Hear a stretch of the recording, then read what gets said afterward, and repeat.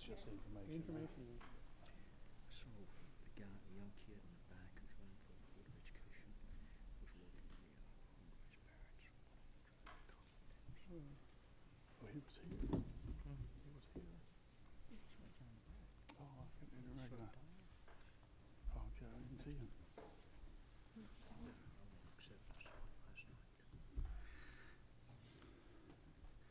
Next item on the agenda, item B, middle school AIG overview, appendix B. Dr. Smith. Thank you, members of the board and members of our audience, for the opportunity to share information with you regarding middle school programming for students identified as academically and intellectually gifted in our district. We have with us this evening Ms. Sarah Gubitz, our AIG supervisor, and she will provide for you an overview of the AIG framework by which we provide services in the district, and then both she and I will be available to answer questions that the board may have following that presentation. Ms. Gubitz? Good evening. So tonight, per your request, we are going to talk about cluster grouping in regards to our AIG programming in New Hanover County. What you're looking at is our AIG framework for services for New Hanover County schools, specifically our middle school framework. And this is part of our gifted plan that is board approved. And part of some of the things that many of the options that we promote for our schools are listed in our framework. And cluster grouping is one of the avenues that we suggest for schools as a best practice for AIG students. So just to give you some information about cluster grouping, it's in a classroom you group students by similar academic ability. As you've heard, the research says that gifted students do better when they're with like peers. And so by clustering students, you can offer them that opportunity to work with some peers of a similar academic ability. It's a process that schools can use to meet a range of needs of students, and they're grouped within the classroom. The way the cluster model works is they're actually grouped within the classroom for instruction. To give you some examples of what this would look like, specifically for AIG, is that it's a response of the teacher to the student needs. Lessons are designed around the patterns that the teacher sees with the student data. So when we talk about instruction being data-driven, that's what we're referring to. An example of this might be a pretest given to students in mathematics to see what concepts they may already have grasped. And if they've already mastered certain concepts, there's no need for them to sit through that instruction. They should be given an alternative assignment and something else to do. Another example is use of whole group, small group, and individual tasks based on content and student data. Within cluster grouped classrooms, you still have some whole group lessons because sometimes new content is being introduced.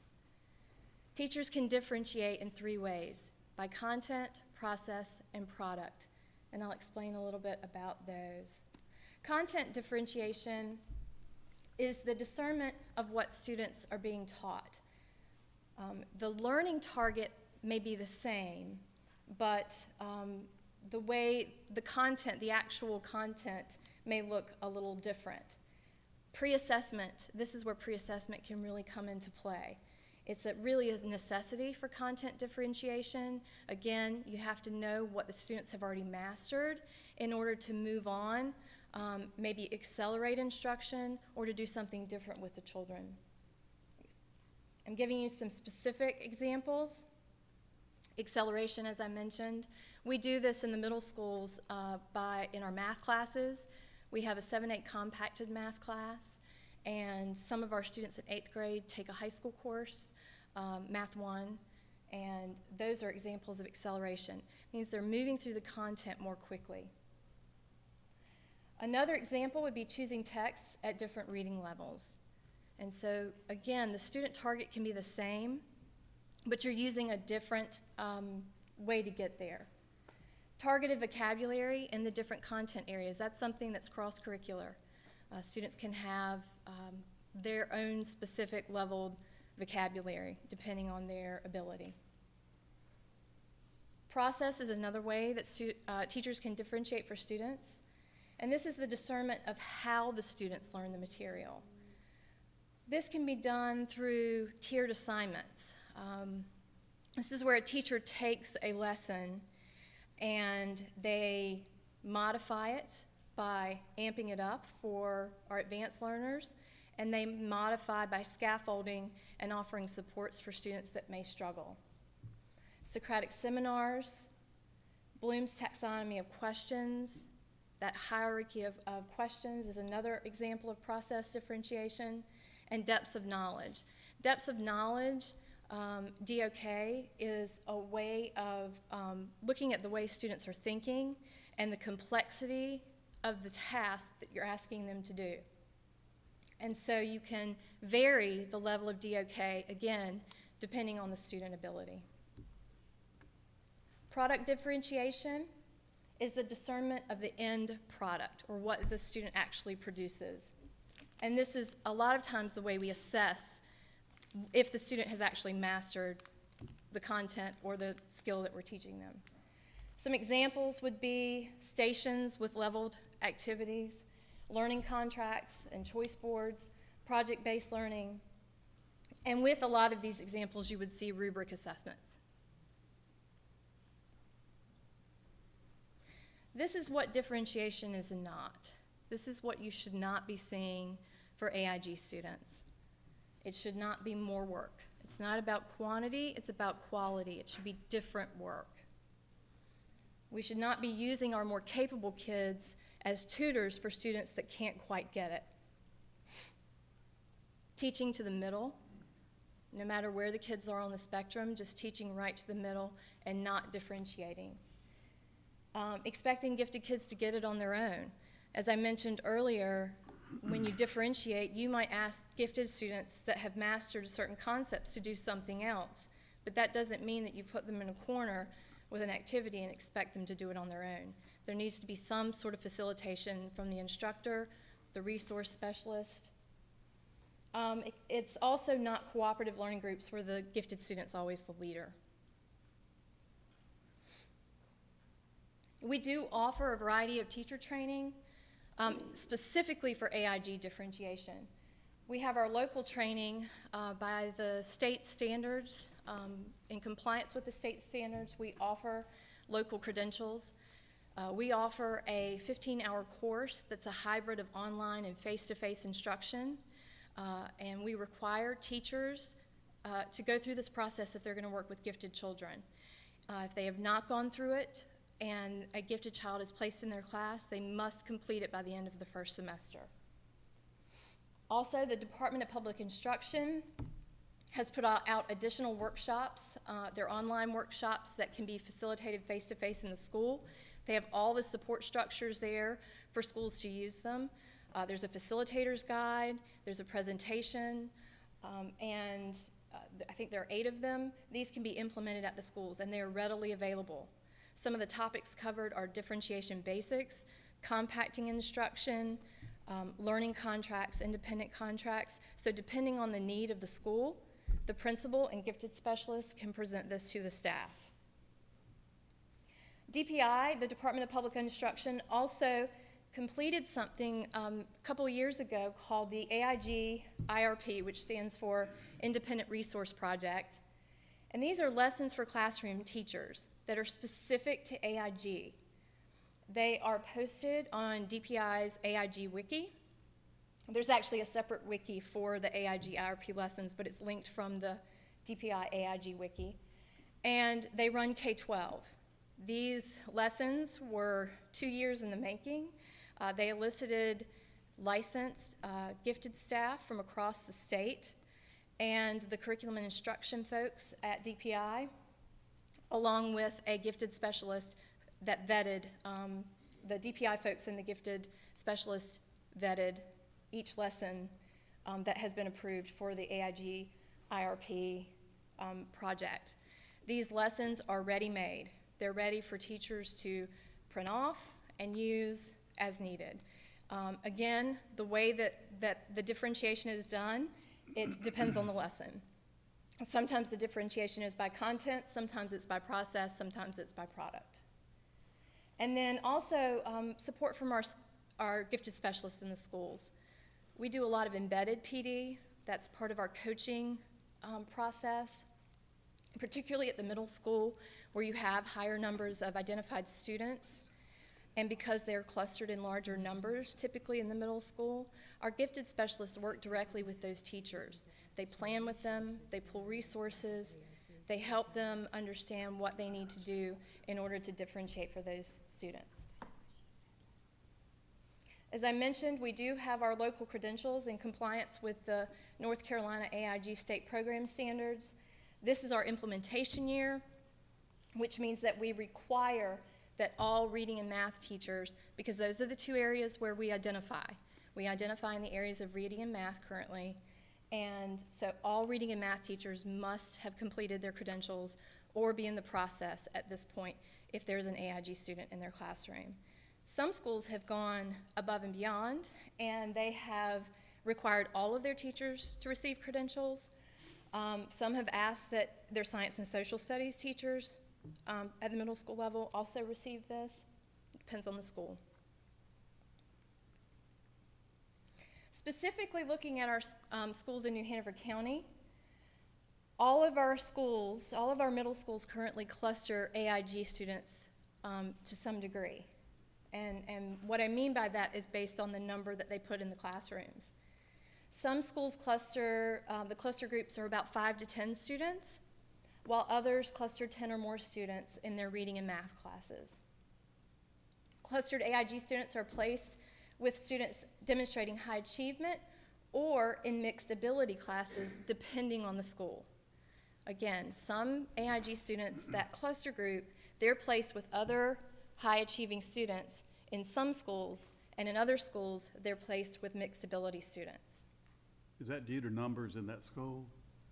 Sometimes. I mean, why would you go with mixed ability? I don't really know what you mean by that, but. The range, where you have a range of ability. I mean, but why would you do it in some schools and not others? Well, sometimes it's based on the number. Based on numbers. Yes, sometimes it's based on the number, and then it's the administrator's call, how they grade and place those students. So in our middle schools, how many do the cluster grouping, how many do the mixed ability? In our middle schools, I'm going from memory, I would say that 3 or 4 do mixed ability, or 3 would probably do the mixed ability, and 4 would not. So when you say they would not, are the others that are not doing the mixed ability only doing cluster grouping, or are they also doing tracking? They're doing cluster grouping of their gifted students and then putting those students with high achieving students. Is it unusual for a language arts class to have 41 students in it on the middle school level? Oh my goodness, I don't know the answer to that. I don't know Anybody about the have an answer to numbers. that? What I would say there, that is very atypical, but That's what I unfortunately, thought. yes, but unfortunately, I think the specific situation that you're referencing, that was one where a teacher was added later and they were able to reduce those numbers. So that's not the ideal situation. But in the start of the school year, we don't always know the number of children who are going to show up. So sometimes we do have to over-enroll. But it has been remedied as of this date? Yes, ma'am. Let me ask a question. I'm confused. Okay. Maybe other people are confused too. Maybe. I thought part of this discussion would be full-time grouping versus clustered grouping. So where I'm confused is that clustered by definition is grouping children within a classroom by ability levels. And so then when you say that clustered students are being placed in mixed ability, isn't that a contradiction in terms? Well, we define a cluster And you'll find varying definitions in terms of numbers. But a cluster is a group of students within a classroom of similar ability. If everyone is of similar ability, that's homogeneous grouping. And so cluster grouping is still within a class that may have other ability levels grouped within that classroom. And so what we're looking at is some of our schools, the cluster groups may range from 5 to 10 students, and in some cases you're going to see 10 or more students in those cluster groups. But is that because, because I remember some other schools years ago where this was discussed, if you're saying a group of 5 to 10, I know this particular school had, say, 30 students, but rather than a homogeneous grouping of those 30, they broke them up, which to me really didn't make sense. And you had these cluster groups spread out among many classes. And the key word here, I guess, is differentiation, which as a former classroom teacher, I think it's very difficult when you have all these ability levels. Well, no, I didn't, because I remember my first years of teaching, I went down to the principal and I asked him, I said, look, is there any way, first period, give me my grade level students? And this was 9th grade, and I had some kids who basically were non-readers, and I had some kids sitting back there reading the Wall Street Journal, but yet, and I was good, but. We had the same complaint whenever the special needs children, other than AIG, were being broken down into classrooms, and teachers were having to teach a wide variety of abilities. And we fought that whenever it was the special needs children other than AIG. So I don't understand why we're doing it now for AIG. Well, I But you hear, are doing it for you know, I special. see the presentation They here, have integration. I see the presentation I know, here and we fought as it. not being what's actually happening, at least not in some schools. I mean, as I listen to what you say, you know, what I sat here thinking was, you just didn't want to use the word grouping, so you used the word clustering. But, you know, the fact is that we need to challenge students. And if you've got students who are high achievers, and with all due respect, you know, I was an average student, or maybe just a little bit above average. But if you've got high achievers with average or slightly above average students, the whether you like it or not, you're going to teach to the average in that classroom. And so what happens is your good students are going to be bored stiff, and they're going to be in trouble. And the students that are on the lower end, they're just sitting back there saying, geez, I'm not sure I understand. And you know, I admit it's been a long time since I was a student, but the fact is that very seldom will a student really raise their hand and say, I don't understand that. And I don't even see a process in here that if you've got a student who it is really over their heads, that they would be moved out, or that students can be moved in. I mean, And I can speak to that just a little bit. There are changes in terms of if you have a child who's not being successful in a particular setting, where the principal does have the flexibility to make those changes. And at Roland Grice specifically, I know that those changes have occurred in certain circumstances. So there is that flexibility at the school level. And Ms. Smith, what kind of professional, I mean, from the time that the new principal came in the summer to the time that the first student hit the door, you're talking about a very short window of time there to help prepare the teachers, you know, to modify their curriculum in their classroom. And so there really wasn't any much time for professional development prior to this implementation. And now we are, you know, we're almost building a plane while we're flying it. We've got, you know, teachers who are trying to become credentialed and working to get up to speed here. And I think that the concern that most parents have is that their children are going to be shortchanged as a result. So I don't know why, you know, this wasn't considered or, you know, wasn't looked at a little more closely, and roll this out, you know, a year from now or whatever, prepare those teachers ahead of time, and then, you know, and then move toward a grouping like this, if that's, you know, the direction you wanted to go. It seemed very. Have input from the parents to help develop a program that would be successful and appreciated. I haven't gotten a single phone call, letter, or email from a single AIG parent in favor of the new program. And when we redistricted several years ago for middle school, you may recall that the children who left from Roland Grice and went to Myrtle Grove, the parents were very upset because they were going from what they thought to be a successful method of grouping their students to one at Myrtle Grove where you split them all up and you clustered them, and there were so many different levels being taught in one classroom. So we've known for years that parents preferred the way it was being done at Roland Grice. One question I would ask too is that in clustering, isn't that smaller homogeneous groups within a classroom? Is that what that boils down to? Essentially, yes. Okay, well, my question is, and I've always had this question when I've seen this in the past, is if it's good within an individual classroom, why wouldn't it be good, if not better, in a school-wide setting to take that 5 or 10 here, this 5 or 10 here, and that 5 or 10 here, and then you have, say, an AIG group of, say, 4s and 5s. Then another clustering group, say, of 3s, that where a teacher could address those needs more specifically than having to differentiate, say, with 3 different groups in a classroom. I just think that's placing a tremendous demand on the classroom teachers.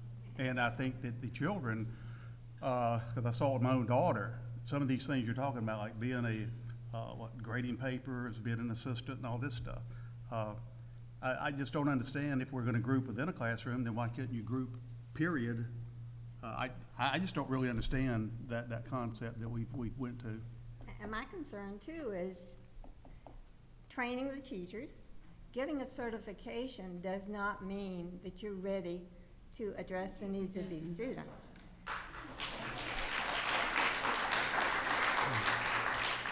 But when would they have the time to provide for the different levels within that classroom? And who advocates for these children? You mentioned if they are not successful, or maybe they're not being challenged, that they can move within, I guess, within the team. Who advocates? Does the student go home and talk to the parent, and the parent has to talk to the teacher?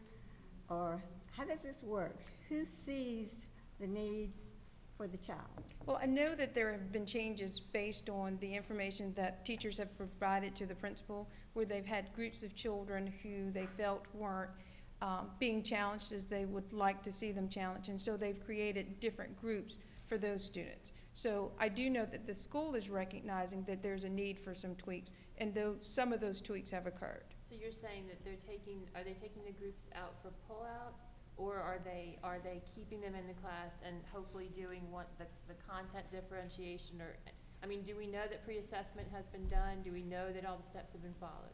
There actually has been some reorganization within the team. So there was the compacted 7th and 8th grade class, and then there were some students who did not demonstrate the specific skill set to be placed in that class. And so the school has worked to cluster those children together so that they can get the benefit of that accelerated instruction as well. So I do know those changes have occurred. So, I mean, I don't understand. Why are we opposed to heterogeneous grouping? Homogeneous. Do you mean homogeneous grouping? Whatever it is, yeah. There's I mean, why, again, let me go back to when I, in the past century, when I was in school, through my middle school, well, in those days it was junior high school, but through all my junior high school, I knew I was not in the high level group, I was in the second level group. And I was with basically, for language arts and everything, I was with, same students. But then when I went to math and science, I was with somewhat of a different group, because I was better in language arts and social studies than I was with math and science. And so but I was with a group of students who were on my same learning level, and it seems that for some reason we have decided that's wrong. Why? Well, in regards to gifted, there's research to support both models. And I'm not here tonight to tell you that homogeneous grouping is wrong for gifted. It can work for gifted. But whichever model you use, you still have to have highly qualified, trained staff. Oh, yeah, I agree And with that. you know, Yeah, as but they should we, have been trained ahead of time. They should have been trained and there prepared should be training going on. before we subjected them. These students are not, you know, Then why was this changed? It's an administrative decision. Yeah, Can I I- mean, can I- let's be clear, none of this came from central office. It's always an administrative decision within the school. So the presentation you're hearing came from central office, the changes come from the schools. Yeah, well, maybe we need to look at sort of a, you know, a policy for this. One of the parents, and you can tell me if the parent was wrong. What the last parent said, who gave us this form that she should have included glasses with because it, I mean, it was Yeah, like size 6 font. microscope. But having said that, that we don't continue to identify students. We don't continue to test students. You know, one of the things about gifted, and I think we can agree on this, there's no definition of what percentage of a population is gifted.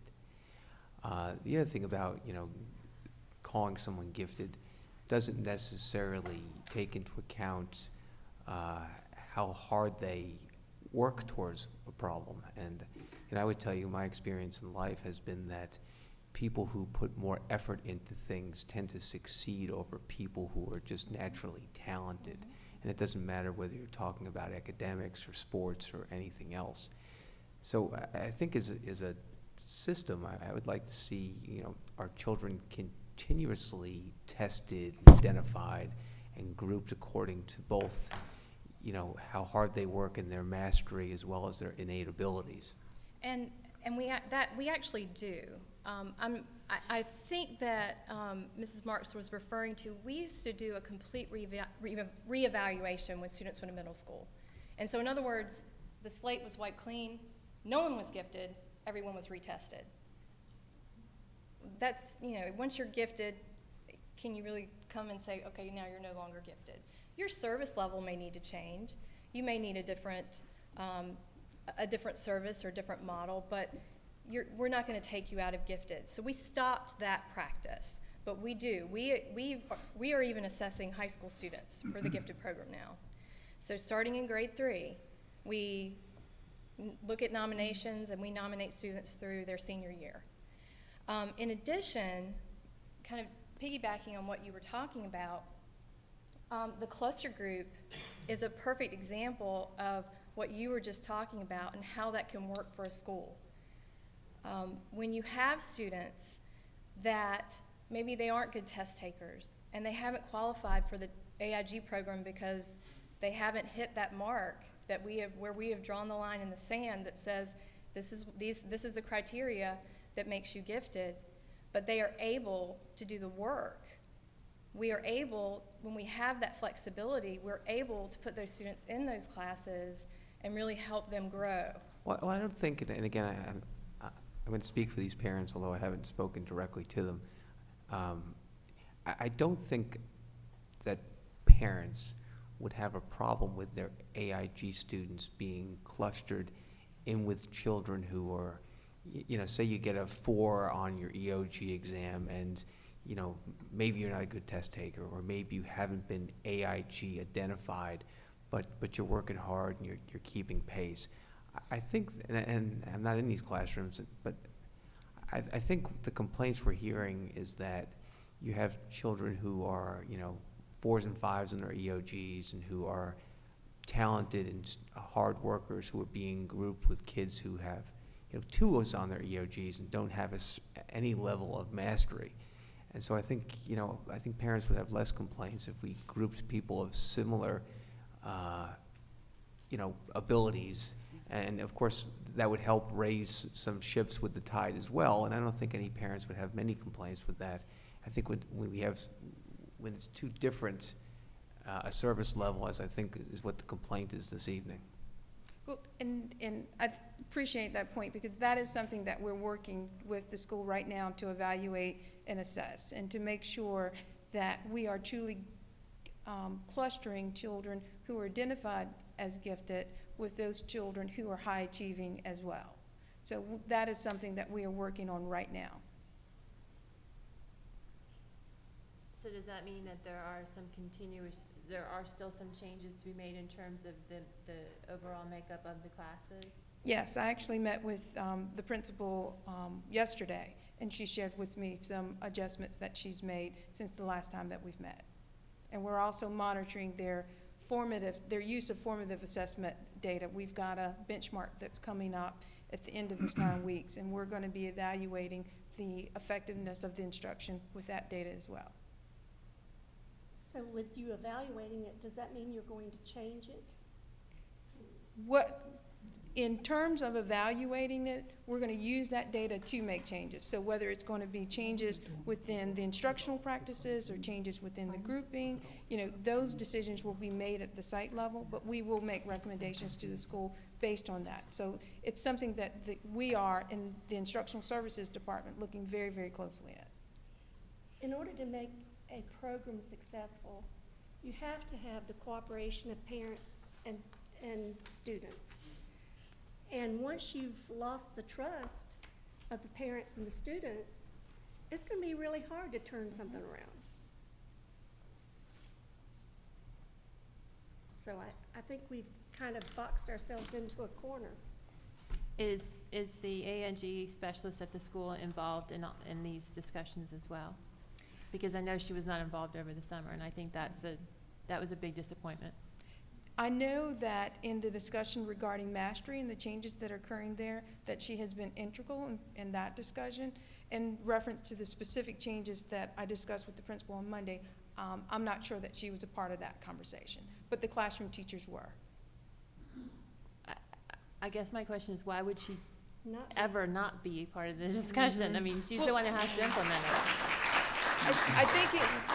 I think it was specifically because the children that were being discussed were students who weren't identified. I'm sorry, what?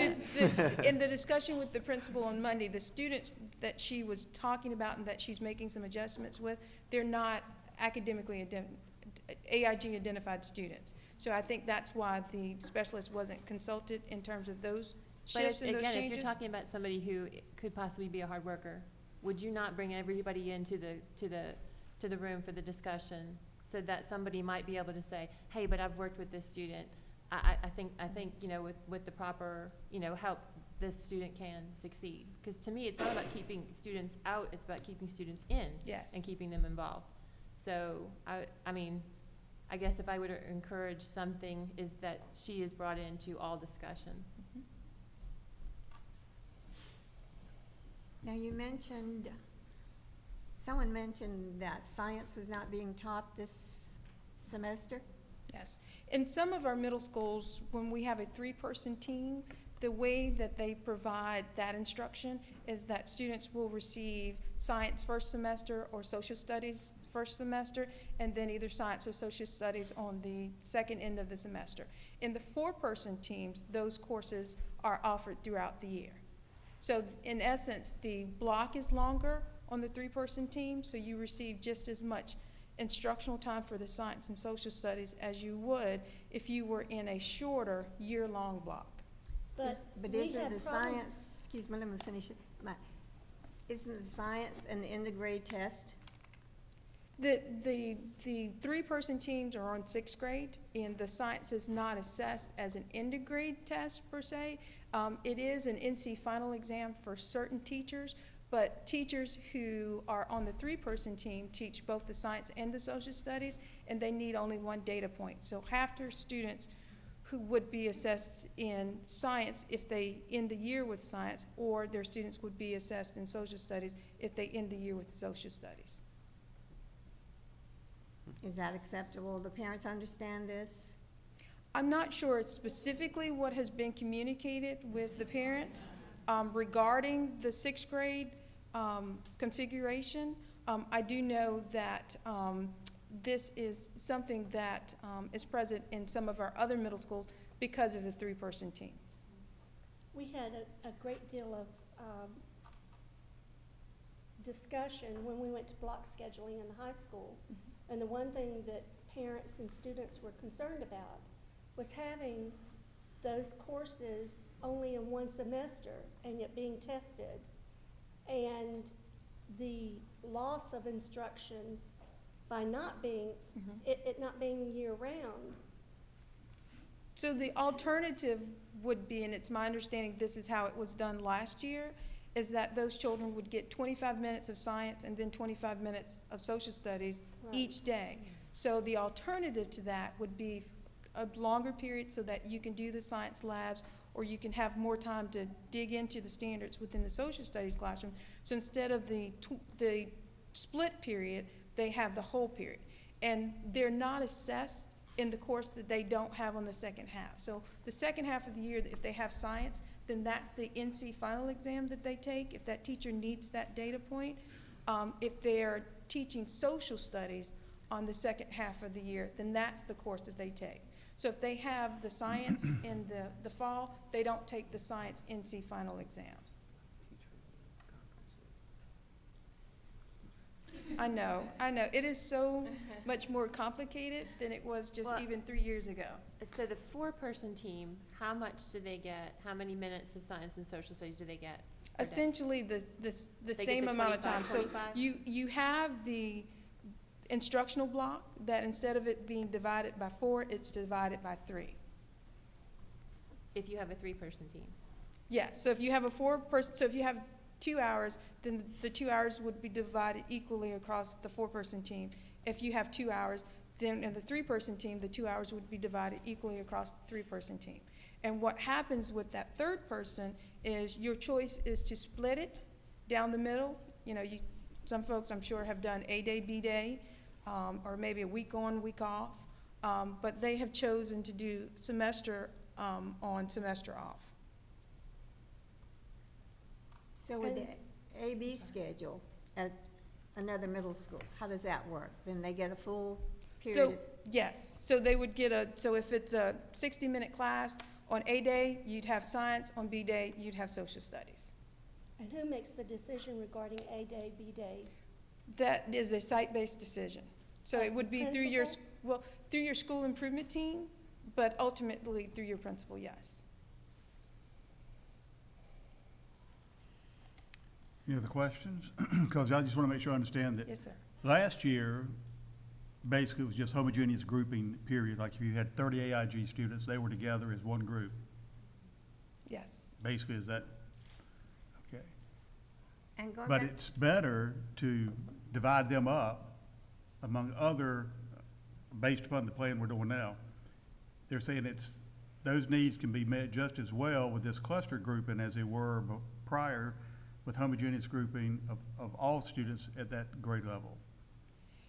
Well, what I would offer is that the administration at the school felt that there were gaps in the performance of students, and I know some information was shared with you last week, where there were particular groups of students who weren't growing at the rate at which they were projected to grow in order to maintain their achievement level.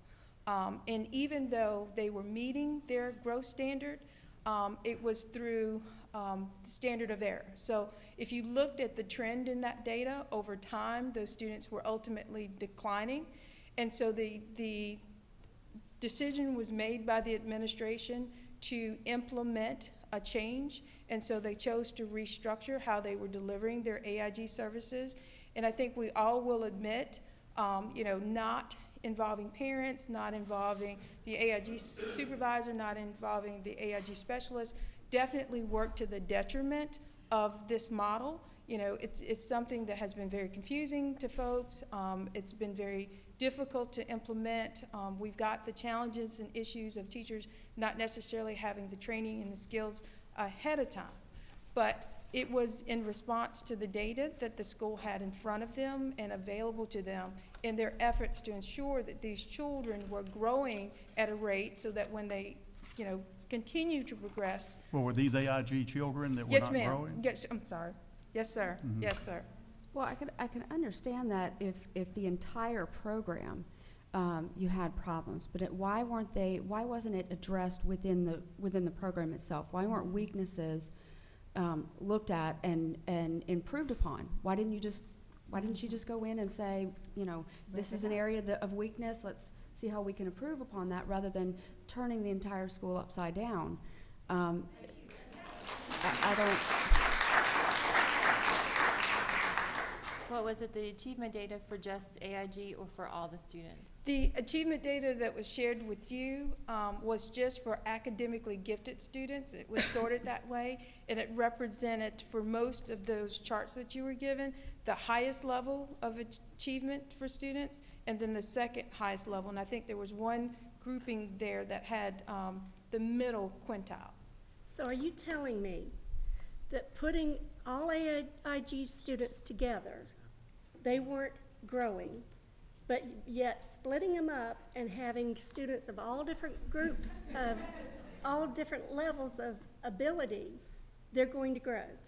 Well, what I can share with you is that the data that we have particular to this school definitely indicated that the students were not growing at a rate that we would like to see them to grow in order to maintain that achievement level. What I can't say is that completely dispersing these children homogeneously, it's going to be the end-all, be-all. I think what has to happen is that there has to be great intentionality about how these children are placed. They need to be placed with students of similar abilities. They need to be placed with teachers who have the skill set to meet their academic needs and the supports that teachers need to meet children at their point of need have to be available. I think if that occurs, then we're going to be very pleased in the outcomes. I think if that does not occur, then it's going to be a struggle. It's going to be a challenge.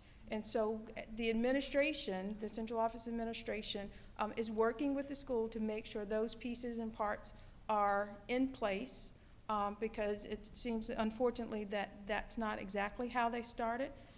So we are working to support them to make sure that they are implementing a model where children can be successful. All children at the school can be successful. So we don't want to exclude any group of children, especially not our academically gifted students. Dr. Smith? Dr. Smith? I'm sorry, but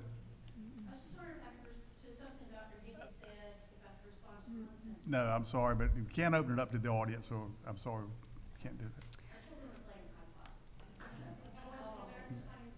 Dr. Smith, Yes, the ma'am. EVOS scores that you provided for us, just as a review, you had 2014, and then you had previous cohorts. How far back does that go? Is that several years back? Is that 1 year? What are we comparing against? 3 years. That's a 3-year Yes. comparison.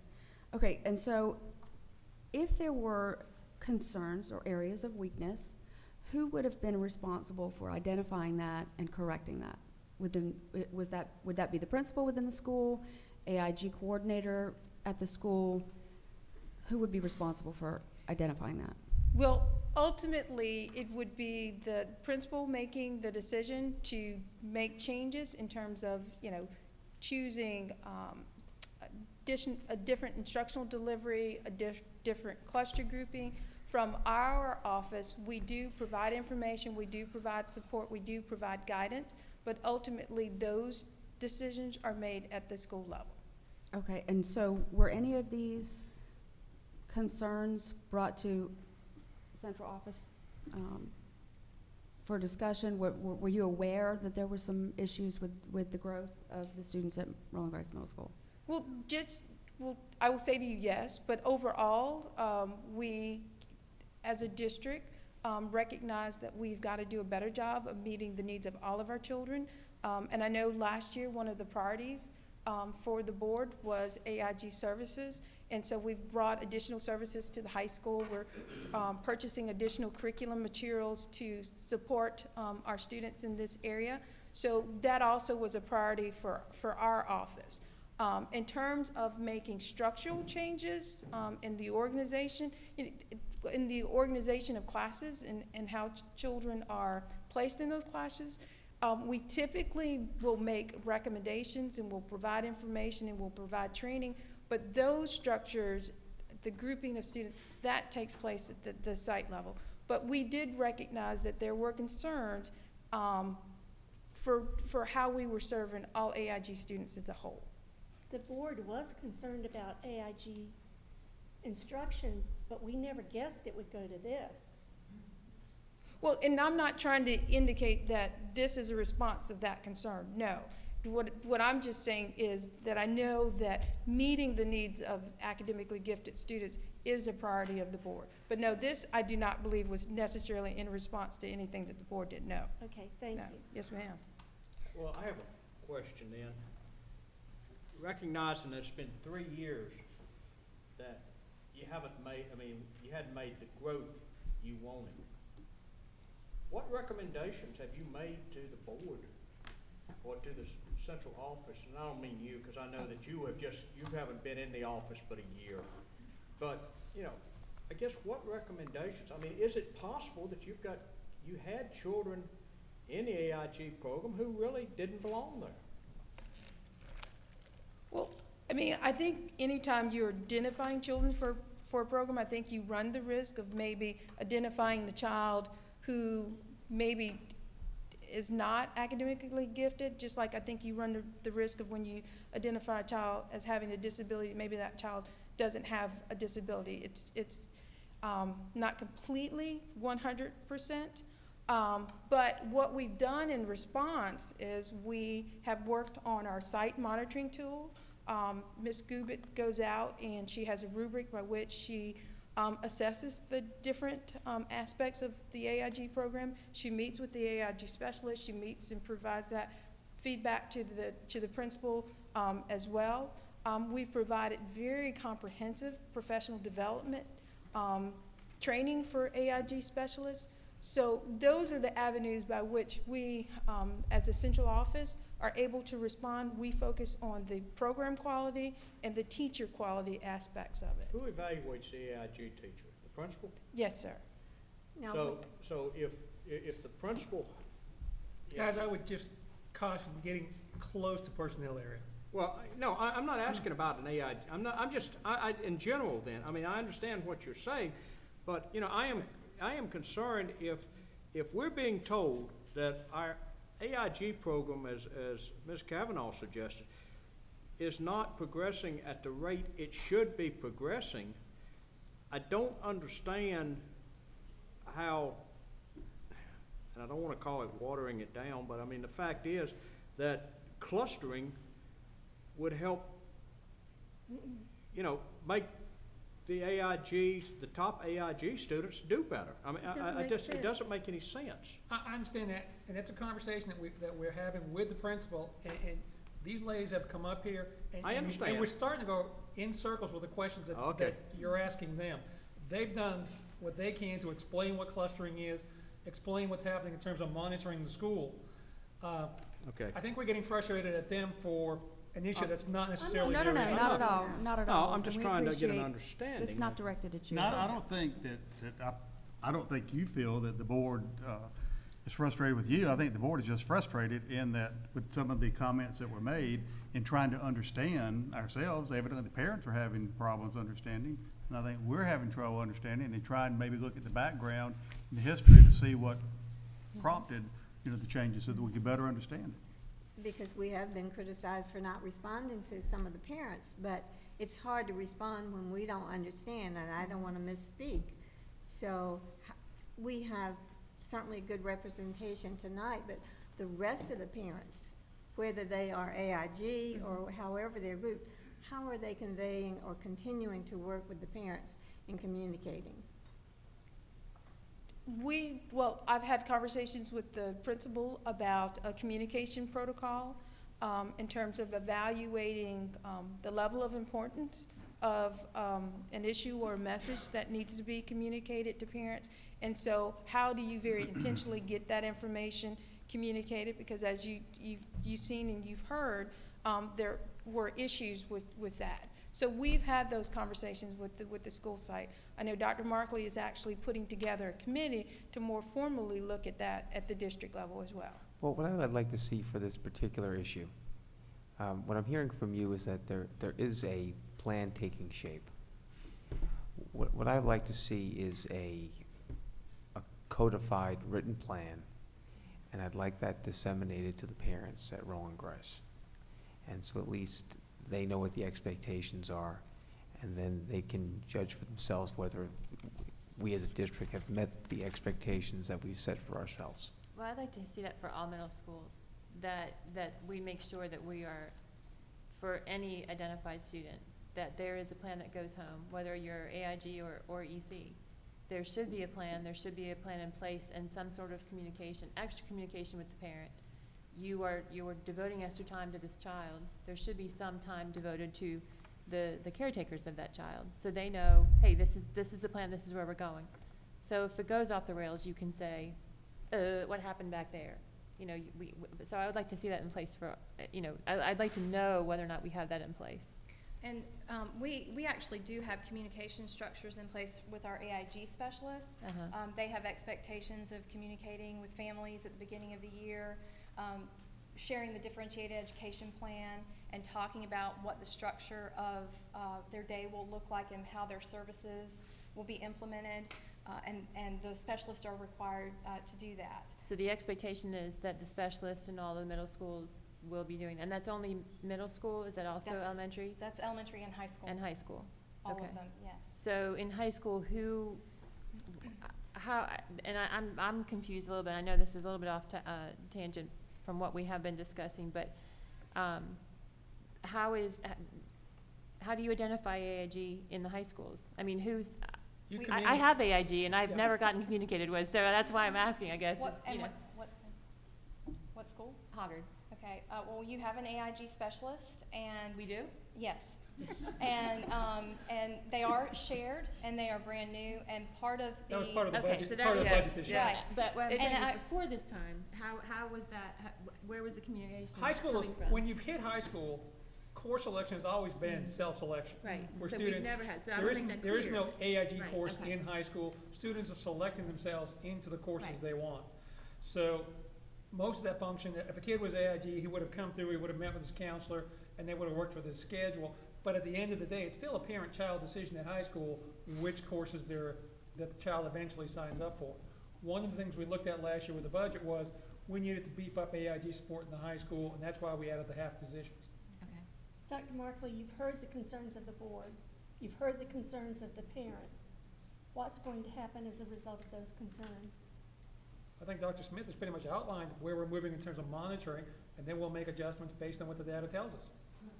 Yeah, so again, what I want to see is written expectations. So this is the monitoring we're doing, and then by this date, we're going to make adjustments in this regard. And I'll leave some of that decision-making up to you, Dr. Smith. Thank you. And Mr. Hayes, I think what we're doing is, Dr. Markley pointed out, is kind of going circular. Yeah, You know, in the sense that the expression, don't kill the messenger. Because you're at the came end of from your frequent killing the messenger. presentation anyway. I do have a question as to when will changes be made as a result of monitoring? Well, some changes have been made. You've heard Dr. Smith outline some of the regrouping that has taken place. There's another benchmark assessment coming in 2 weeks.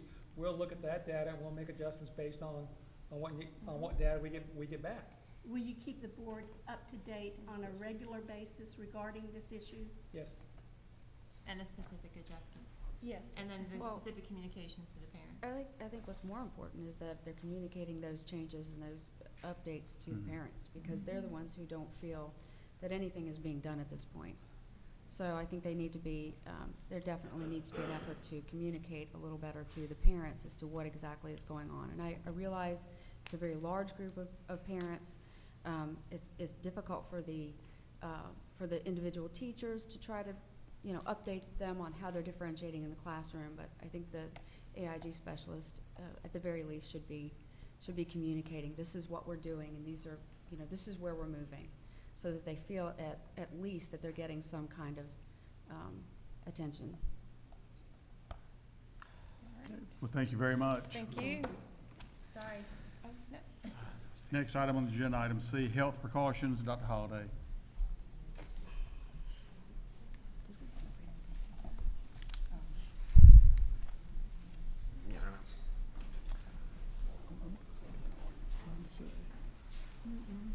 Actually, Mr. Chairman, Dr. Holliday, look, I feel like we've been poor hosts. Could we do the agenda out of order? Mr. McFadden's been sitting here for quite a long period of time, and I think that's a very kind suggestion. he looks tired. I guess the Board of Elections is starting to gear up to do some work. He's good. Yeah, we don't care if Dr. Holliday looks Have a tired. rough day. Well, if you do that, you've also got two other guests from here as well, with Eddie. Oh, we can, it's up to the chairman. Is that, That's the line. schematic design presentation? Is that what that is, Mr. Anderson? The other guests we have? Yes, if you want to consider that, if you could, maybe consider appendix I and appendix J, those two, They're tied together. Maybe we should just stay as it is and Let's ask. stick with Oh, look at Mr. forgiveness. McFadden, he's dying over there. Oh, but he's gonna be informed with a lot of good information to take back. Well, yeah, these ought to go real fast. All right, Dr. Holliday, you're up. Dr. Holliday, I'm sorry. At least you won't get a blood clot. I promise, Mr. Chairman, I will uncharacteristically brief. Kind of hurts my feelings everybody left, but that's all right. Mr. If you want Chairman, us to that's call all- them back, we can. That's all right. If they get sick, they'll regret they missed it. Yes. Yeah.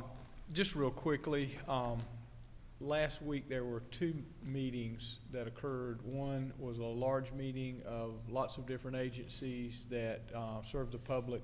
We were a part of that, represented by our safety director, Mr. Spencer. And we also had a very smaller meeting at the district level last week that included myself, Colonel Hance, and Mr. Spencer, and the expertise of Dr. Hickey. We all met to basically formulate the district's response and our trying to be proactive. Dr. Hickey basically took the lead on this, and we appreciate his expertise and also working with the health department in creating a protocol that we're going to begin to roll out tomorrow at the principals meetings to address some of these concerns nationwide and actually worldwide about some of the health concerns, specifically Ebola and the enterovirus that is so becoming such a prevalent scare in our country. And we don't want to be overreactive, but I think what we're trying to do, in light of the fact that flu season is coming upon us, that we need to make we need to have some protocols in place that are going to address the concerns of our parents and of our children. Because as you all know, if you've been watching television, just like most of us have, and going online, you know that Ebola presents much like the flu does initially. Someone has a fever and they feel bad, which is essentially what the flu looks like to start with. And one of those concerns is basically what that does in the emergency rooms. It overwhelms the emergency rooms. And emergency room doctors around the country are quite concerned about that. So they're having to develop a protocol and asking questions as well as other health professionals around the country are. So one of the things we're going to do specifically, these are some specific things that we're going to do, some very simple things that we're going to do, but we're going to make sure that our principals understand this. We gave this to them ahead of time, but we're going to talk about it at length in our principals meeting tomorrow. First thing we're going to do is encourage all of our employees to get the flu shot. We do provide the flu shot for them, and the health department is going to be doing that as our provider this year, and we'll be doing that in the month of November. That is when we generally start providing that. So we're going to do that. We're also going to ask that our parents have the children also get the flu shot. And in some of our schools, we've already begun to do that. So we're asking that if everyone gets a flu shot, you at least are going to be able to defend against the flu as much as we can so that we don't have those symptoms presenting. The second thing we're going to do very specifically is we're going to provide a cleaning solution. Colonel Hance and his division are going to provide a cleaning solution that we'll have in our classroom that our teachers will be able to periodically wipe down the surfaces. So we'll be asking our teachers to do some of that, which is what we do oftentimes in flu season anyway, but we'll be providing that for them. And the discussion right now is whether we provide the solution or we provide some product that's just a wipe that's very simple for them to do.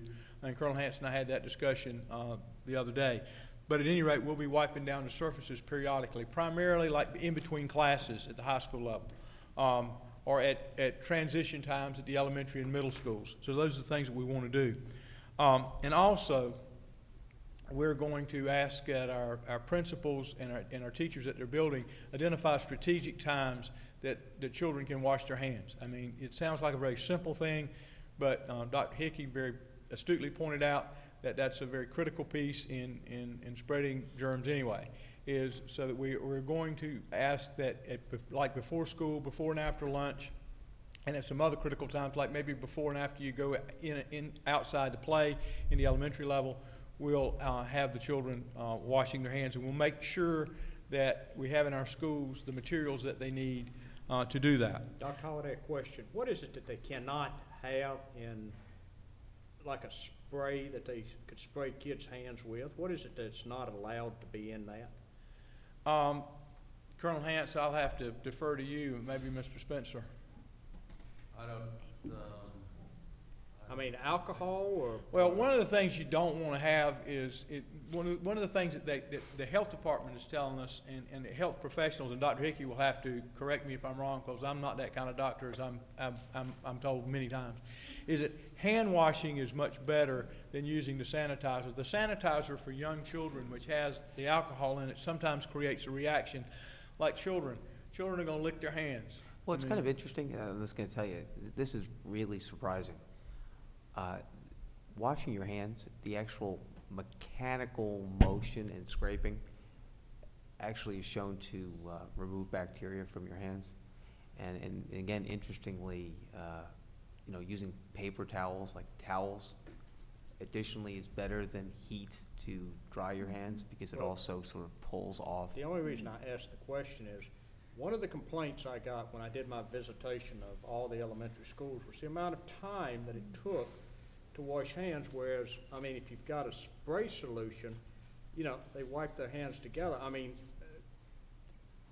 as everyone knows, I just got back from a cruise. I mean, they spray your hands with a solution, and with 2,100 people on there, as far as I know, nobody got sick. Yeah. I understand.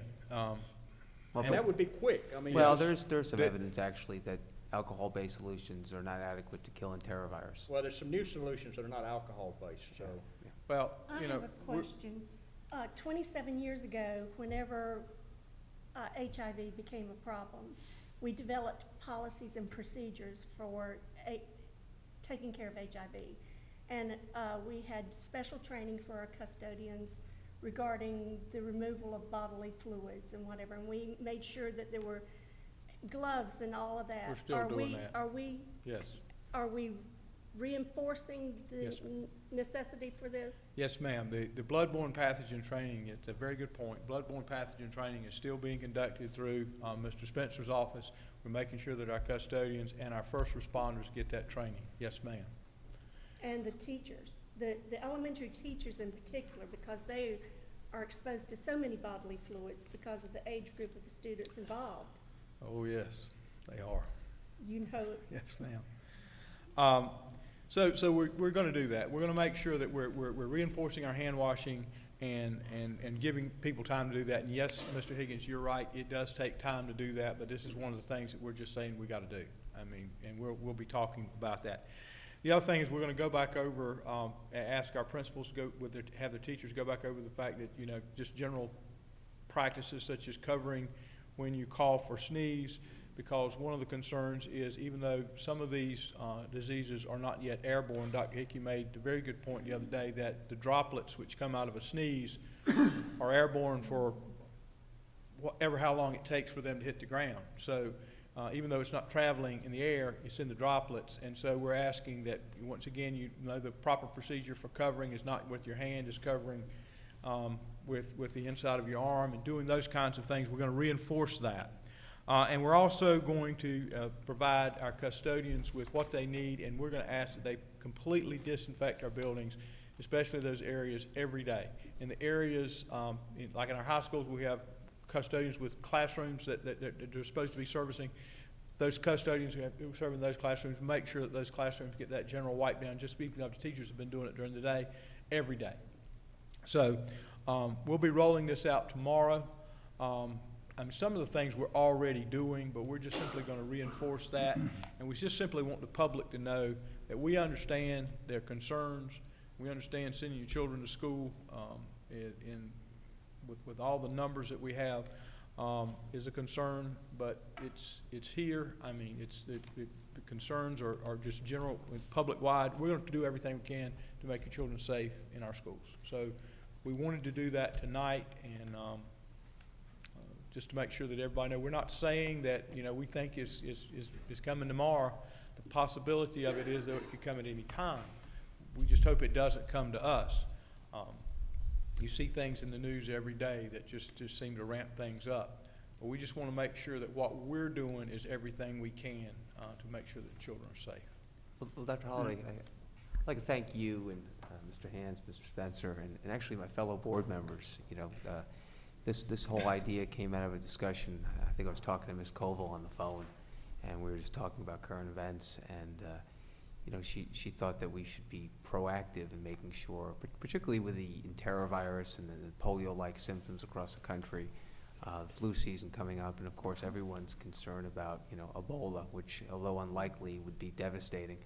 And so I sent an email to the board, and you know, within just a couple of hours, most of the board members responded. They thought it was a great idea, and you responded the same night. This was a Thursday night, and you know, so everyone on this board understands the importance of, you know, being proactive to maintain our students' safety, as well as you, Dr. Holliday, and the rest of the administration. And again, these are just common sense public health precautions, and it's things that we do every year around flu season time. But of course, when the flu season ends, we become lax. These are just good measures that we should do every day. It'll protect our children from, you know, the flu, from the enterovirus, and God forbid some other more dangerous pathogens. But I'd like to thank members on the board for being proactive in providing safety for our students, and also being proactive in ensuring parents that, you know, we're doing everything we can to keep their children safe.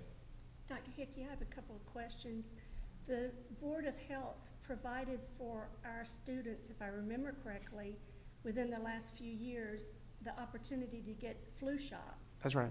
And are they doing that again this year? They are. Yes. And secondly, are we going to be notified by the health department should a teravirus case be found in our community, and or Ebola in our community? Well, I'm sure we'll hear about Ebola, but enterovirus is in North Carolina, and it's in New Hanover County. You know, fortunately, we haven't had experiences like they haven't had in Colorado, where they've had polio-like symptoms associated with enterovirus. But it's in North Carolina and in New Hanover County, and certainly it's in our schools. And again, these common sense public health measures like hand washing and wiping surfaces will decrease the chances that our children will get this virus, and therefore decrease the chances that they'll end up with, you know, polio-like symptoms. And so I think it's important that parents know that we're being proactive and responsive, and we're doing everything we can from a public health standpoint to protect their children. Are we going to be able to offer the flu shot in every one of our schools? I'm not sure. I know that the middle schools, the elementary schools, we don't provide flu shots. We offered it at the middle and the high schools, and we're working with the health department on specific ages as to whether or not you do the nasal, you know more about this than I do, the nasal thing for the smaller kids and the shots for the other ones. But we're gonna do everything we can to work with the health department. They've worked with us very well, to make sure that we get, if a kid can't get it, we'll figure out a way to get it for them. And with this, They'll want it, yeah. with the flu season coming on too, I think we need to remind the parents of the approach of when they should not send the child to school. Because sometimes they forget. I mean, the whole thing is, okay, my child has to go to school because I have a job. And they come with a fever, and we have to send them home. So Yes, we ma'am. need to encourage them to be very cautious about the symptoms that the child is, I couldn't say it any better. yes, so, Or my child won't have perfect attendance if we absolutely. Yes, from home. exactly. And you have a nurse there, and I don't have to go to the doctor, see, so we have to work with them as closely as we can. Yes, ma'am, you're Well- right. Dr. Holliday, I would like to echo Dr. Hickey's comments. I think he's being a little humble because he was very proactive in spearheading, this, and you as well, and Mr. Hance. As a parent of children in the school system, I very much appreciate the fact that you all are being proactive and that you're taking steps to ensure that, should we have any problems, that it's minimized. And I have a son who has asthma, and for those of you who are aware of how difficult dealing with asthma can be, any type of viral infection like that, it just exacerbates the situation and becomes very dangerous very quickly. So, just speaking from a parent perspective, I greatly appreciate your proactive approach. Certainly. And Can you- thank you for your leadership, Dr. What's his name? Dr. Hickey. This guy right here. Dr. Whoever. These medical schools are the complete way. I'm gonna call him She's Dr. forgotten your Holiday. name Thank you, Dr. already, Holliday. And you're not even gone yet. I know. At least I'm not running for the Board of Education. That would be embarrassing. I apologize, but thank you again. Okay, next item on the agenda, item 9, Superintendent's Report. Yeah, just a quick report. Several of our folks and Ms. Eastep visited a Vernon Malone school in Raleigh. That's the vocational school that was converted from an old Coke plant. And I've asked Dr. Smith to maybe give a little brief description of that visit. Yes, Wake County, similar to New Hanover County, has engaged in discussions about how to best deliver CTE courses to their students. In 2010, those conversations in Wake County led to the development of a vision for a CTE high school. That high school is Vernon Malone Career and College Academy, and it opened for the first time this year. And as Dr. Markley said, Ms. Eastep, myself, Lisa Morris, Mr. Peterson, and Mr. Hance had the opportunity to visit there. Some of us were a little challenged directionally, and I was gonna others of say, us let were the record not. show, I was the only one that did not get lost. Yes, I had to put You that did out not. there before I you did put not it out there early. first. Didn't you say you were there early? I was there early. Yes. Hmm. I And was, I was the so, first one there.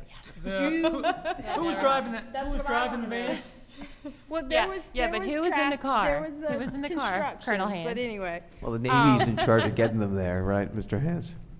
so Colonel through a collaboration with the school district, Wake County government, and Wake County Community College, they're able to offer 10 CTE programs as well as traditional high school programs. Students currently enrolled as 10th graders, although this year, because it was the first year, they did take children in 10th, 11th, and 12th grade. The pedagogy here emphasizes project-based learning, and students work on the high school side in integrated units that align with the CTE programs that they're enrolled in. Business and community partnerships are also emphasized, and students engage in work-based learning experiences. And depending on the program selected, some students will graduate high school ready for work, while others will be able to begin their career, graduate high school ready for work and able to begin their career, while others will be ready to further their academics in either a 2-year or 4-year program. And the programs are air conditioning, heating and refrigeration, biopharmaceutical technology, collision repair, cosmetology, electrical systems technology, geospatial information systems, nursing assistant, plumbing, simulation and game development, as well as welding. And I just have to say, the facilities in and of themselves were just very, very impressive. Yeah, we asked Dr. Smith's team to go in and look at it programmatically, if this was something that we should consider long-term. And then Mr. Anderson and I will go on Friday looking at it more from a facility point about being able to convert a building here to that long-term. Because my long-term vision is, well, we get through the bond and we do this. This becomes one of those projects you can do outside of the bond for less than what it would be to do a new school, and maybe looking at partnering with the Cape Fear Community College, because there are a lot of community college partnerships in the Vernon Malone. I'm going to give the chair some information that was from that visit, and hopefully he'll share. Ms. Step, anything you want to share from that visit?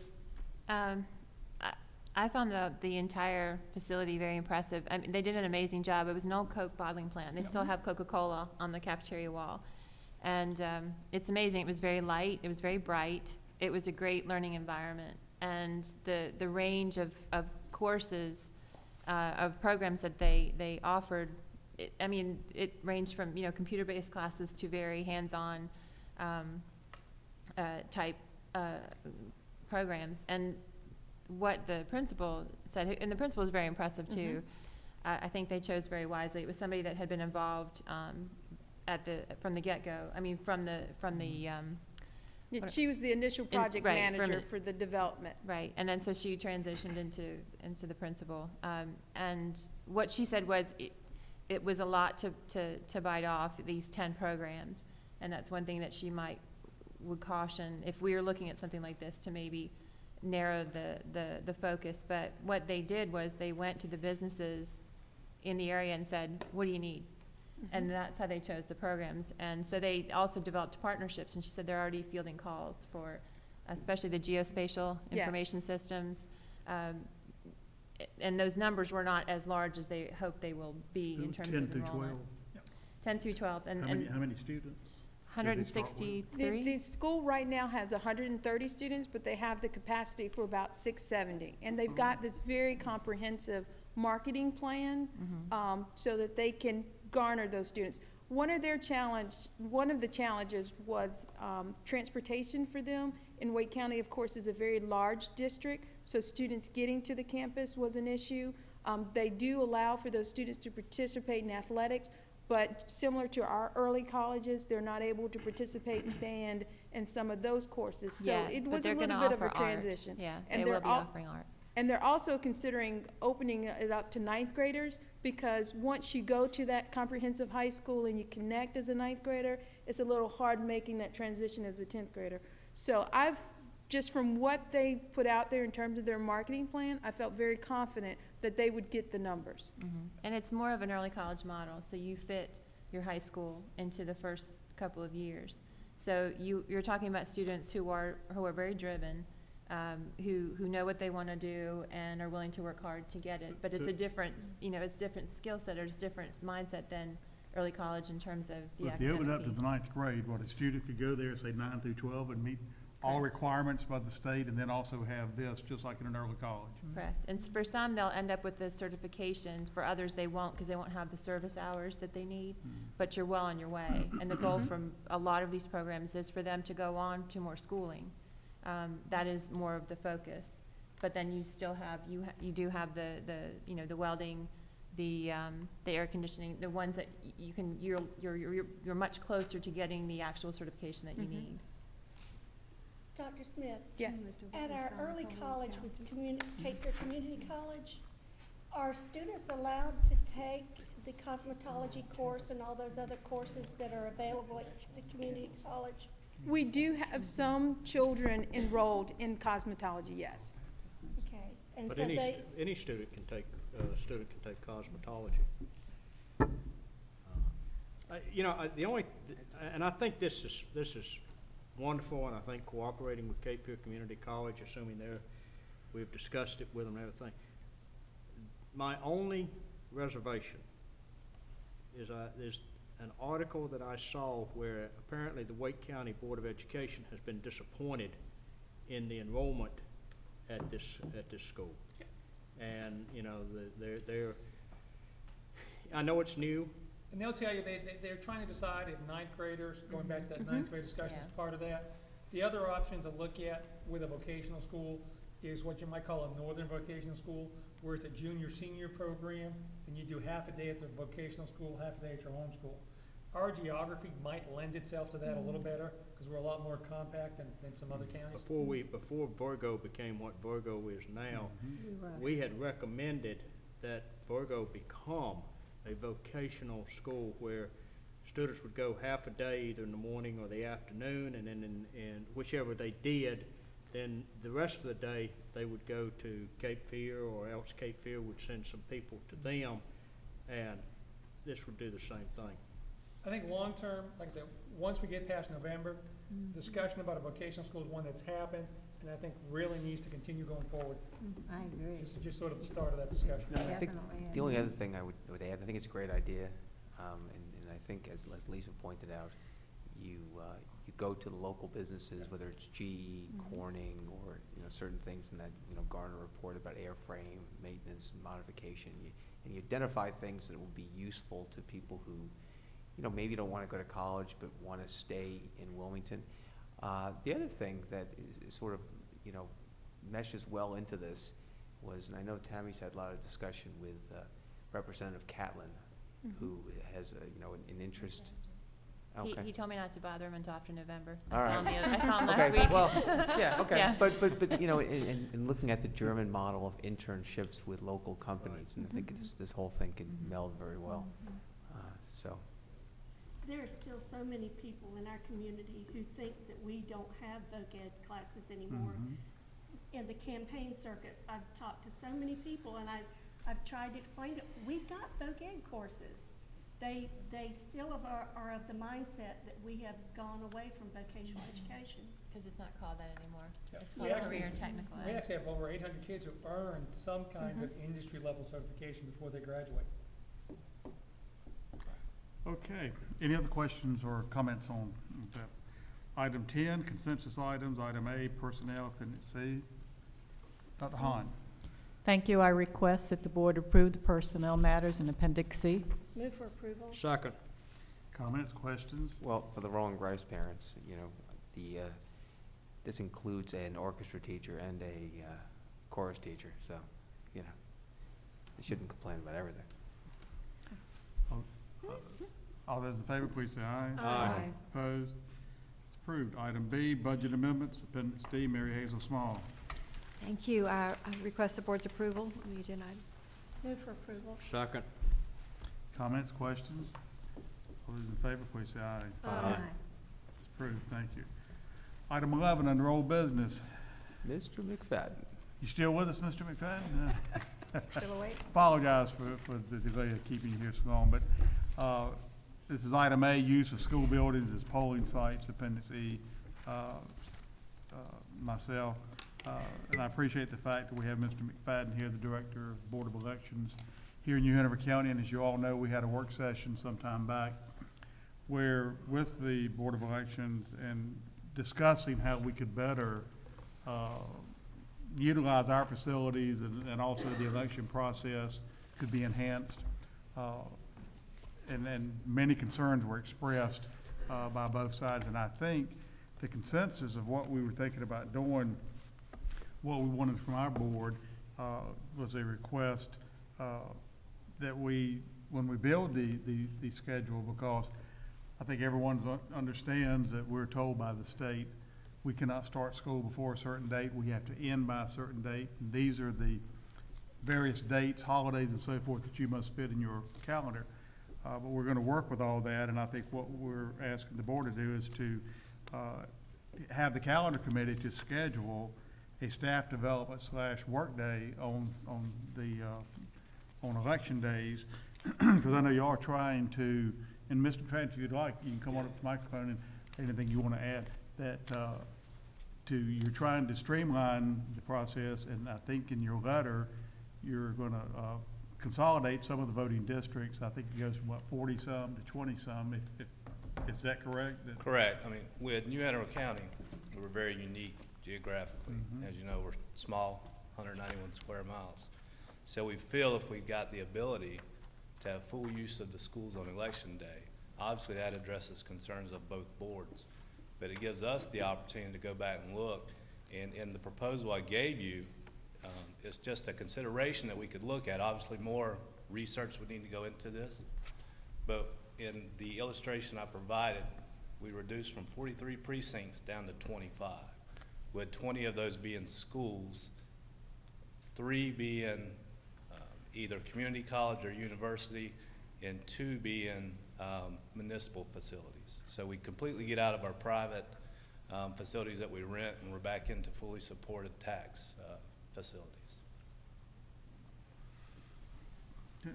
So if there's a motion looking for tonight, it would be to direct the calendar to committee to make election days a teacher workday. So moved. Second. No, I was just gonna say, you know, we've all run for public office, obviously, because we're sitting here at this table. But wouldn't this be awesome when putting signs out? I don't know if you all wanted to put those signs out at every precinct, but that to me is exciting. Not having, 40-some to not having 20-some. this, yeah, this. Yeah, to be able to only have to do 25 beats. Exactly, yes. when you're putting it, this county is small, but it's bigger than you think when you're Right. driving around town trying to put signs. And trying to find some of these places can be. I'm not like Dr. challenging. Hickey, I don't have a team of people, you know.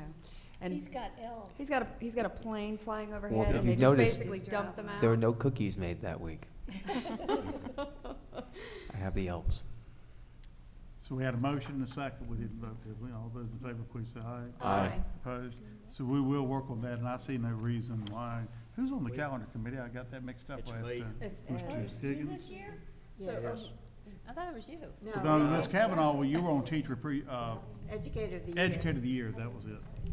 And by the way, It'll start with next year's calendar. Now, Next there we is- have, we do have a calendar committee meeting on the 21st. So you'll actually approve the calendar here in the next couple October? months for Yes. next year. Yeah. Now, there's an MOU that was attached to this. I think Mr. Bullock still had some concerns, Right. so I suggested we kick that to Mr. Bullock to work those out with the Board of Elections. What concerns did he have? Just some language. You Okay. Give a lawyer a contract and he'll find a mistake. But we will proceed on the 21st to look at it and address it. We'll send our best wishes to your board and We will. tell them we're Absolutely. glad to help with the Board of Elections. Thank you for the opportunity to come here tonight, to put that on the agenda, and on behalf of the board, we thank all of you as well. Thank you for waiting for your patience. That's all right. Thank Thank you very much. Have a good night. Good night. Good night. You're not staying? Oh, and He thought I had all the fun he can take. here, take this with you. Give it to Derek. He's out of here. Next item on the agenda, item 12, under new business, item A, North Carolina School Boards Association voting delegates, Appendix F, myself. I don't think we have anyone signed up to go, do we? Is anyone planning on attending the, I'm You thinking didn't get to about it. be the I've got a breakout conflict, session? yeah. Oh, I'm sorry. That would have been good. What You are weren't the all scared by the dates? WECT articles, were you? Just kidding. What article? oh, You know, about the County commissioner spending too much money on, you know. Oh. You guys can go, seriously, you can go. What are the dates? November Right before 17th, 18th, and 19th? I might This is be- the state, what they call it, the President's Conference. No, it's not the Isn't it? president. No, this It's is the, just it's a the state state convention. State convention. convention. It's the annual state convention. When's the President's Conference? I Yes, don't in think December. even I know, have we're not presidents. No? No. So at this point, this was to have assigning voting delegates. So at this point, we have no one signed up to go, so we have no voting delegates. If you sign up to go, you will become a voting delegate. Why don't we make a motion to that effect? What, that, That We vote whoever that Janice decides- gets to. I'm not sure I'm going. oh, that whoever signs up to go, will be Well, but you're gonna delegate. have to submit it because No. they Where's the check them conference? in. Yeah, you don't have to. I mean, you know, she just can't God. show up and say, I'm from New not Hanover going. County and I'm the voting delegate because You get they've that, got a, You can they've got a, you get that label ahead. yeah. That's right. you get your little wand. that you- So Whatever, I they would give just us- suggest could that vote if myself somebody's thinks plans they're to going. change, then they call Tabitha and she can let Ramona Well, know. I think if anybody, I don't know when this has to be in, but if anybody thinks they're going, go Yeah, ahead they and can put go their ahead and name put it- down. If you don't go, then you're just not there to vote.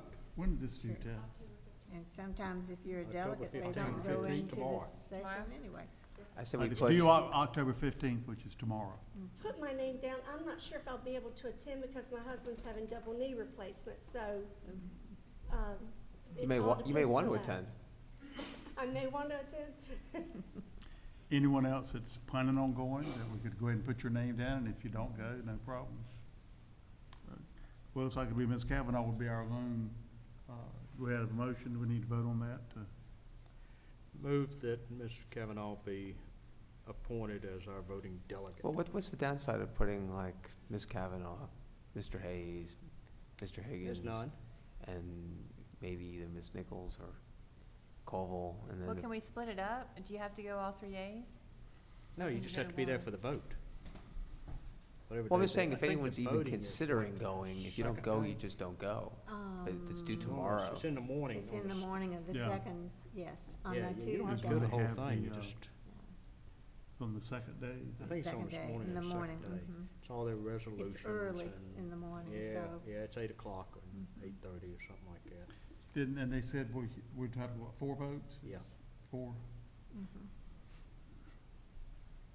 Anyone else would want to put your name down, just in case you go? Put my name down just in case. I'll, it's doubtful, but possibly.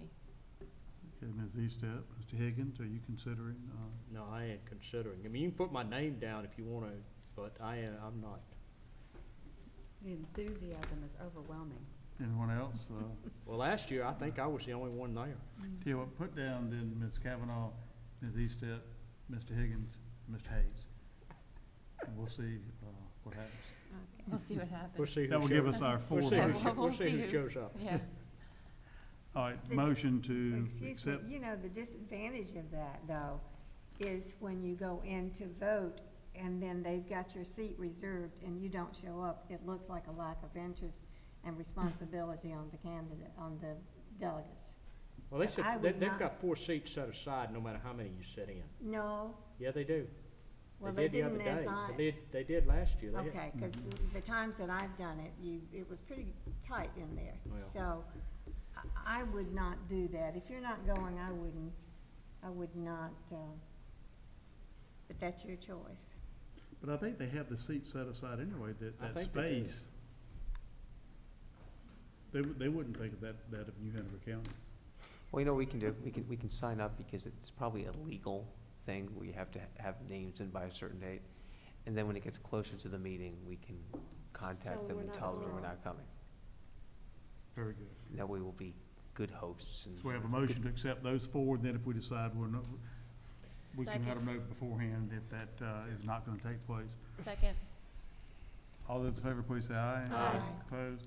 It's approved, thank I you. guess they can probably strike names off. We just can't add names. Big black shark. Item B on the agenda, surplus list, Appendix G, Mr. Hance. Yes, Mr. Chairman. Request that the board approve the surplus list is for property which is no longer necessary or desirable for public school purposes. Thank you. Move for approval. Second. Comments, questions? All those in favor, please say aye. Aye. Opposed? Thank you. Item C, GPS system, Appendix H, Mr. Hance. Yes, Mr. Chairman, thank you. This is to replace our current GPS system and request that the board approve the low bid. Move for approval. Second. Comments, questions? Mr. Hance? Oop, Go ahead, you go. I'm sorry. Ms. Coleman? No, I just had a question about the parent portal that allows the, Oh, yes. is that your question? I'm sorry. About the parent portal, is that a new feature with this? This particular system will allow that option for us. I don't believe the current one allows for that option.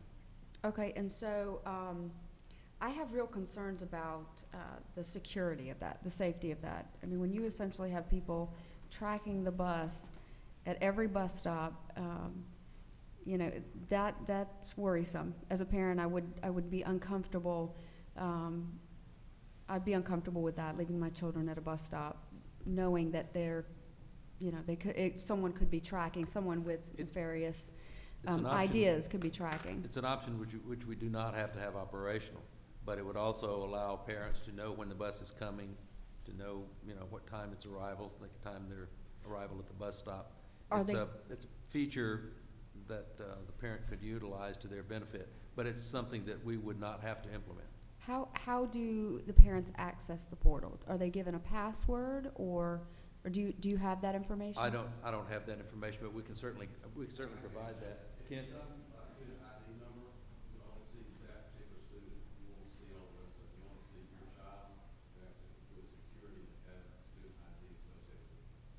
Okay, so basically you log in to the site with the student ID number, and that's the only information that you need in order to access the portal. But you'd only get information on bus 34 if that was your child's bus. Right. You couldn't get information on bus 64, Derek's bus. No, I think I actually asked about this earlier this year. As a result, as you might recall, my daughter's school bus not showing up on the first day, as you might recall. Right. Excuse me, but are you being picked up by, I don't think the mics are picking you up, Mr. Nance. If you'd come up here, please. But I'll say, when my kids were in school, there were a couple of times that, they didn't get home when we thought they would, and something like this would be nice to know, are they on the bus? Well, Where's the bus I think it's at? great for, inclement weather in particular. With the days we have either freezing weather or just really rainy weather. And so, is the bus running late? So your student's not standing on the bus stop for 20, 30 minutes in the freezing cold or the pouring rain. Or you're at the bus stop waiting in the freezing cold rain, wondering where the bus is. Yeah. Because you get there when you're supposed to be there. Yeah, So, is the bus coming? Is it not coming? Yeah. And what the system does, it actually takes, the system we use for planning bus routes is called TIMS, okay? And what the system does is it looks at where, let's say at Dr. Hickey's child stop, okay? Let's say the bus is supposed to be there at 7:55. And what this does is it matches up when the bus is supposed to be there versus when it's going to be there. And then if you use that portal, it's going to send you a message, this bus is going to be there in 5 minutes. But it also tells us, we don't have to rely on the parent to tell us when the bus is going to be early or late. It will tell us when that bus has been running early or late. So when school starts at the beginning of the year, when everybody's calling us saying, hey, the bus didn't come by, the bus is running late or whatever, they don't have to call us. We already have that information because the system is already saying this is when it should be here and this is when it arrived. But again, the portal, when it comes to when the bus is supposed to be there, is an option. We don't have to turn it on. It doesn't cost us anymore, but it's an option we have. But again, as a parent, if you want to get a message sent to you saying the bus will be here in 10 minutes, we can turn it on for that parent and they can see that. If the parent doesn't want to see it, it's not turned on. There is a security goes with this. But then again, it relies on the parent knowing what the student ID number is, and that's why they use that to go in the system. And then again, the system will notify the parent the bus can be there in 10 minutes or 15 minutes, or if it's running late, they'll know it's coming in 30 minutes. So I have two questions for you.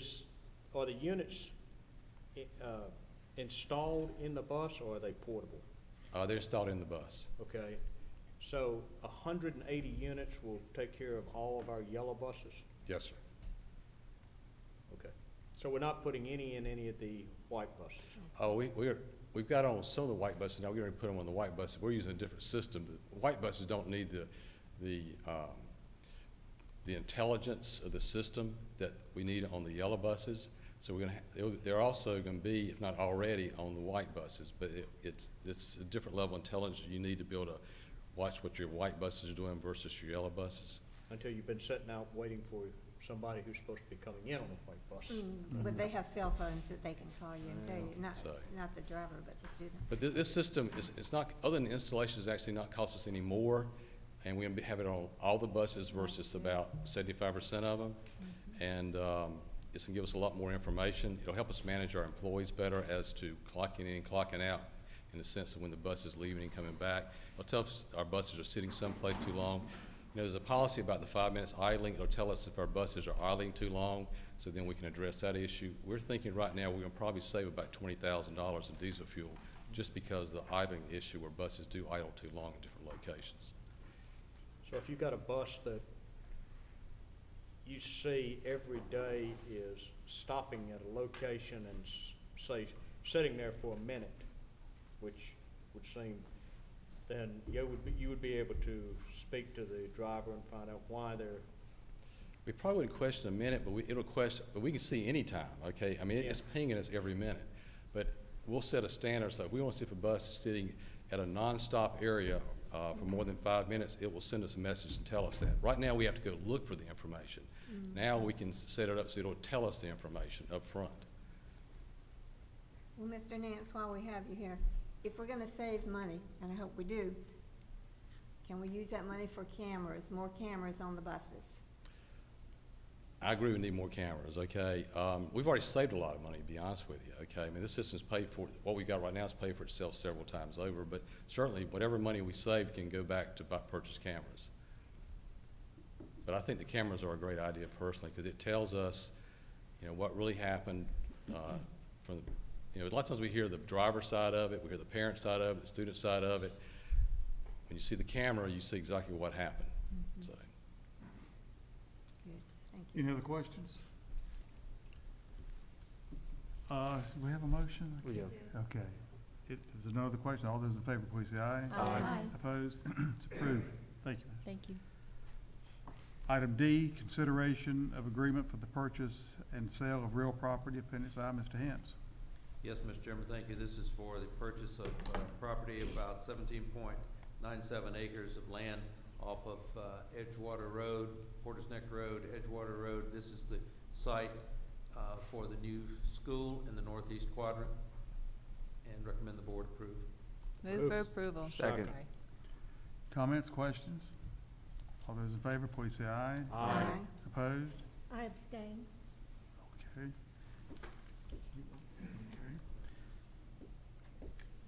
Item E, schematic design presentation for Northeast Elementary School, Appendix J, Mr. Hance. Yes, Mr. Chairman, I'll turn it over to Mr. Anderson. He has Mr. Charles Boney from LS3P Associates and here tonight, and they will make a schematic design presentation to the board. I'm glad they remembered that. Good evening. We just purchased a site for Northeast Elementary School, and as you know, the county commissioners gave us funding, which is included in our current capital budget to start design. The board selected Castle Hayne Elementary School as a prototype, and at the last month's meeting selected LS3P as the designer. So with me tonight is Charles Boney and Leanne Lawrence, project architect, and they're going to do a quick presentation of schematic designs, and then we'll be glad to answer any questions you may have. Thank you, Mr. Chairman. Thank you also, Eddie, for bringing us here to make this presentation. We will make it very, very brief. We have some, just an overview. You know where the site is. You know we have almost 18 acres. The new building that we'll be doing is modeled after the Castle Hayne prototype. It's a 2-story classroom wing with 1-story media center and other pieces for the school. We have a total of 82,679 square feet, and we'll have a capacity of 595 students. Exactly. Over the past several months, we have met with teachers and faculty out there at the school, walked through the school, evaluated what went well, what could be improved upon, and we've made some minor changes in plans, and we'll show you a few of those highlights as we go through the presentation tonight. We've also had a long conversation with the Castle Hayne contractor to look for ways that we could help reduce the price for the next iteration of this plan. Our site plan has been developed with our civil engineer, Paramount Engineering. As you know, Edgewater Club Road is at the upper portion of the site. The school will be accessed off of a secondary road. We have plenty of access for that, and it's great because we also will have a lot of stacking space. We have a parking plan that it takes advantage of additional stacking space, so we'll be able to bring parents in, line them up at the bell time, and line them up at arrival time, and get students in and out of the space. I'll turn it over to Leanne Lawrence, who's a project manager and project architect, to tell you a little bit about the plan changes. Good evening. If you're familiar with the Castle Hayne Elementary School plan, this obviously will be very familiar because we're working within the context of that prototype. As Charles mentioned, early in the process, we met with administrators, teachers, and staff at the school, as well as maintenance staff for the district. We got a lot of good feedback from those folks. There's not a great deal of change that we're making to the plan. We're going to be introducing some flexible space. That was one of the comments that we received, to allow the teachers and the administrators to flow within the space a little bit in a more flexible manner and facilitate just different teaching. And you see here on the first floor, we have primarily, it's the K through 2 on the first floor, and then we have our assembly spaces in it, and primarily, of course, our administrative areas at the front of the school. Second floor, we have our 3rd through 5th grades. As you can see on the plan, minimal support area, primarily classrooms distributed on that second floor. And then this is a conceptual entry elevation. As we're just entering the schematic design phase, we will be making additional improvements to the facility and the elevation and the look of the building, as well as evaluating construction costs and ways to improve that and save money. But this is an initial look for your benefit. And again, we will continue to refine it as we proceed with the design. But that concludes our presentation. Which, if you go back to the first floor, just for my understanding, where is the cafeteria, and is that, I mean, I assume that's the cafeteria? Yes. And then the rest of it's a multi-purpose room? Yes, it is. What is the room across from it, the library? Yes, this is the media center right across Okay. the hallway. All right, that's, okay, thank you.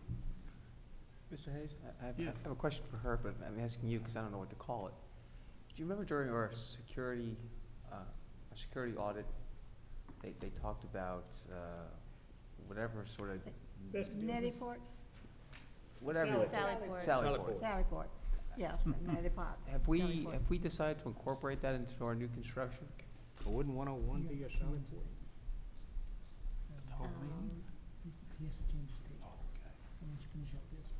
Where would the front office be?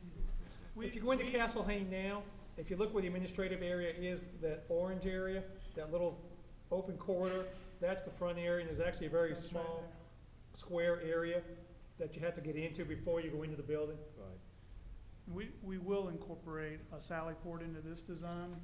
There'll be the video intercom system that the receptionist would buzz you through these first set of doors. These doors during the school day will be locked, forcing any visitors into the reception area. Oh, okay. And That's an important feature, important security Right. feature that we should discuss and make clear. And that'll be incorporated into all of the new schools. So they'll have to shoot it through. Yeah, our goal is to incorporate that into the existing schools whenever we have the opportunity. A lot of renovation projects in the bond will incorporate that into our existing schools, and of course, we'll incorporate that into any new designs. Thank you. Does You this know the- require approval tonight? Yes. Move Any for other approval. comments, approval. questions? Second. Any other comments, questions? All those in favor, please say aye. Aye. Opposed? It's approved. Thank you very much. Appreciate your patience. Mr. Chair, our video folks said that they're about to run out of tape, so if we could take a 5-minute tape break. 5-minute break. I thought they were Thank gonna you. say we could just quit. We're done.